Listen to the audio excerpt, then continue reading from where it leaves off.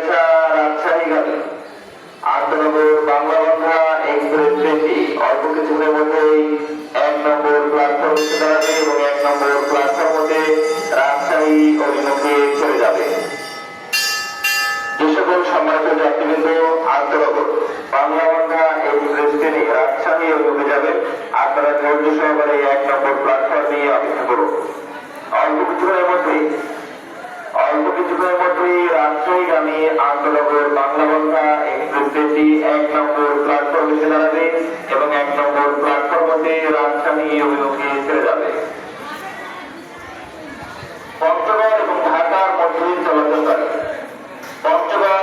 ঢাকার মধ্যে চলাচলকারী আন্তনগর পঞ্চগড় এক্সপ্রেস ট্রেনটি আজ কিছুটা বিলম্ব নিয়ে চলাচল